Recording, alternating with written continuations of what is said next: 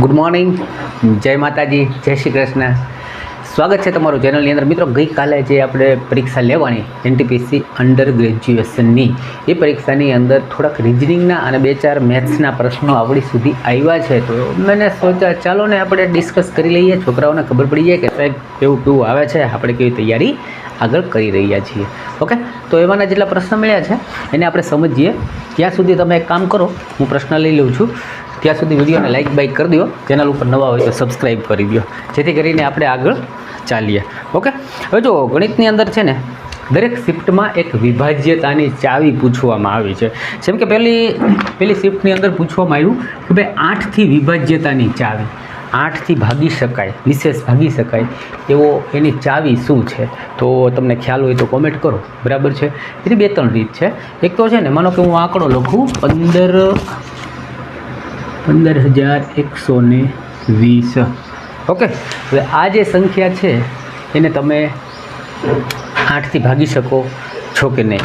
તો પહેલી વસ્તુ તો એ છે, યા તો તમે આપેલી 3 સંખ્યા છે પાછળની એકમ દશકને 100, એક પાછળના 3 અંકને જો 8થી નિશેષ ભાગી શકો, બરાબર છે, તો તમે કહી શકો કે ભાઈ આખી સંખ્યાને 8થી નિશેષ ભાગી શકાય કે નહીં. પરંતુ મોટો આંકડો હોય, હવે તમને એમ થાય સાહેબ આટલાને ભાગવું તો એની કરતાં આખી સંખ્યાને ભાગી નાખવામાં શું વાંધો?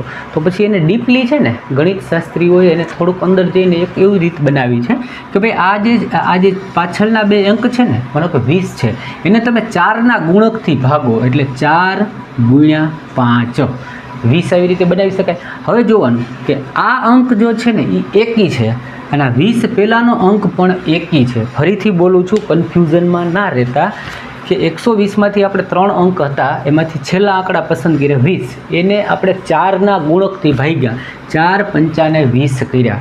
તો 4 તો બધામાં આવશે, 4થી જ ભાગવાના છે, જેથી કરીને આ અંક આવ્યો 4ની સાથે કોને ગુણવાથી 20 વિના 5 ને.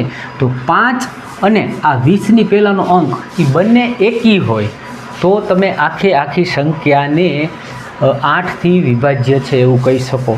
ઇવન અહીંયા બેકી છે અને આ પણ બેકી આવે.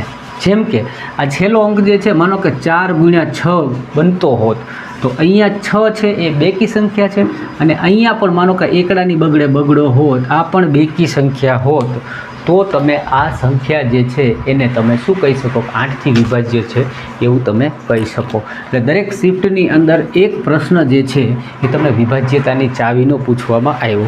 બીજો પ્રશ્ન પૂછ્યો કોઈકની આની અંદર 8થી, એકની અંદર પૂછ્યો 11થી વિભાજ્યતાનો નિયમ.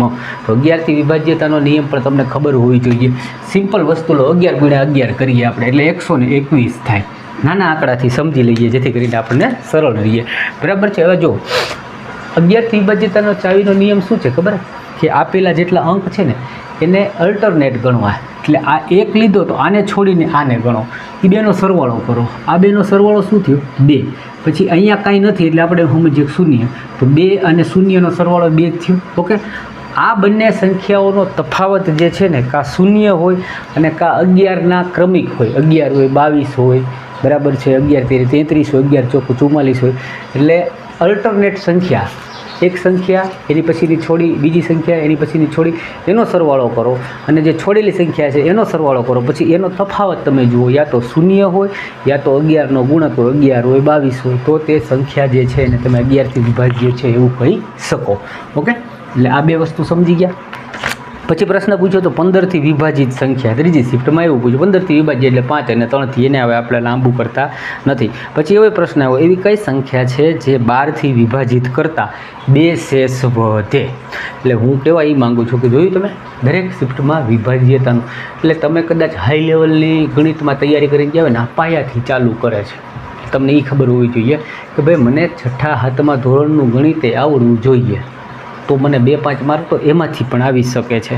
એક પ્રશ્ન આવો આવ્યો કે 64 અને કૌંસની અંદર આપી દીધા 3, પછી એને લીધું ભાગાકારમાં, 64 કૌંસમાં આપ્યા 2 અને પછી -64 કૌંસમાં આપ્યા 2.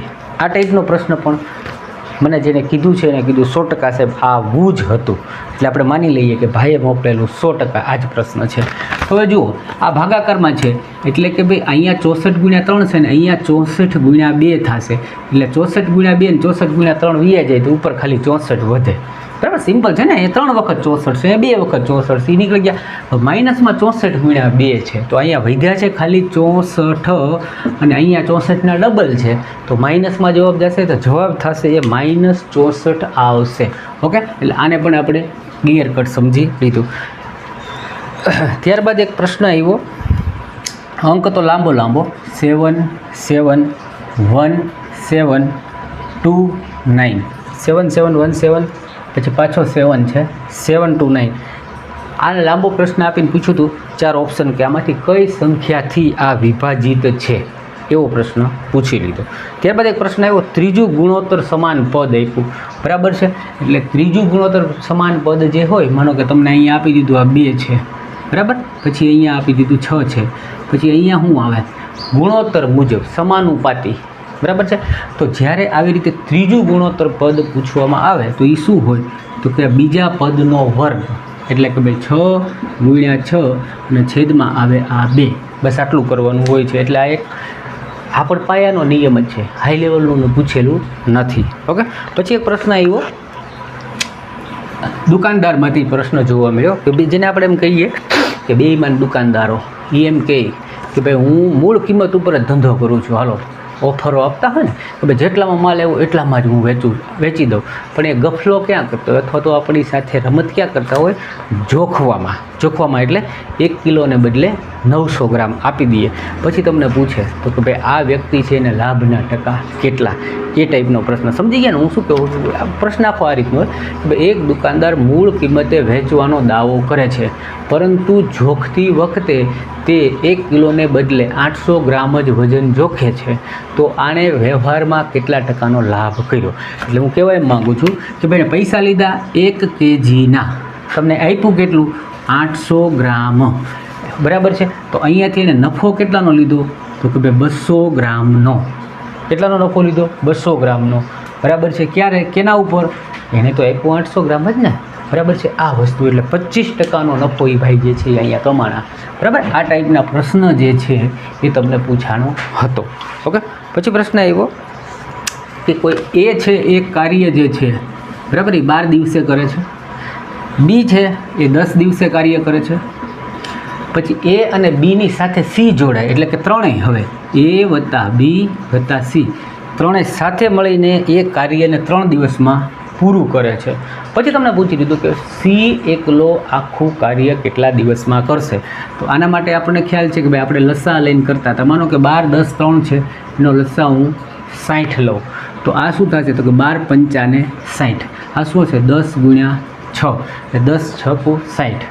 ઓકે, અને આ 20 તેરીને 60 એટલે આ આવ્યા 20. હવે જુઓ જી, એ અને બી સાથે મળીને 11ની ક્ષમતા ધરાવે છે. કેટલાની? 11ની. તો સી કેટલાની ક્ષમતા ધરાવશે? 9ની. તો 60 જેટલું કામ કરવાનું છે અને 9ની ક્ષમતાથી, એટલે પ્રશ્ન પૂછ્યો હતો તો સીને આ કાર્ય કરતાં કેટલો સમય લાગશે, આ મુજબનો પ્રશ્ન જોવા મળેલો હતો. ઓકે, પછી એક પ્રશ્ન જે છે રિઝનિંગનો ખૂબ જ સરસ મજાનો, જે મેં કરાવેલો છે, જે લોકોએ આખો વિડીયો જોયો ને એને આ વસ્તુ શીખવા મળશે. બહુ ફકરો આપીને 4-5 લીટીનો ફકરો આપીને પ્રશ્ન પૂછવામાં આવ્યો, જેને આખો વિડીયો જોયો એને આ શીખવા મળશે ને આ રોજ પ્રશ્ન આવશે ને હવે આવવાનો જ છે. શું આવ્યું ખબર છે કે ભાઈ નીચે આપેલી સંખ્યાઓ જે છે એને એકબીજા સાથે એક ચોક્કસ પ્રકારે નિયમ છે, એક કામ ચાલે છે, એક રીત પ્રમાણે એ આંકડાઓ લખવામાં આવ્યા છે. પેલી સંખ્યા બીજા સાથે કાંઈક ને કાંઈક રિલેશનમાં, બીજી ત્રીજા સાથે, આવું લાંબુ લખી અને પછી તમને કીધું કે તો એ સંખ્યાઓને ધ્યાનથી જુઓ અને એવું જ જોડકું આપેલા 4માંથી પસંદ કરીને જવાબ. તો આટલું વાંચવા સમજવામાં તમારી 1 મિનિટ વહી જાય, પણ હવે ખબર પડી જાય કે આ એ પ્રકારનો પ્રશ્ન છે. તો આ 2 ટાઈપના જોડકા આપ્યા અને ત્રીજું ઓપ્શનમાંથી તમારે જવાબ દેવાનો હતો. જોઈએ આમાં શું છે, મેં આવો કરાવેલો છે. જો કોઈ મને ફોલો કરતું હશે ને તો એને ખબર હશે કે હા સાહેબ તમે આવું કરાવ્યું હતું, કીધું હતું, આવા પ્રશ્ન આવશે, આને જોજે ભાઈ, આને કરજે ભાઈ. ઓકે, તો જુઓ હવે અહીંયા જોઈએ 11 થી 14 છે એટલે તમને દેખાય છે કે +3 છે, કંઈક જોવા મળે છે. તો એવું જ અહીંયા જોવા મળે છે 12 થી 15માં +3 જોવા મળે છે. અહીંયા 14 અને 8ની વચ્ચેનો તફાવત શું છે?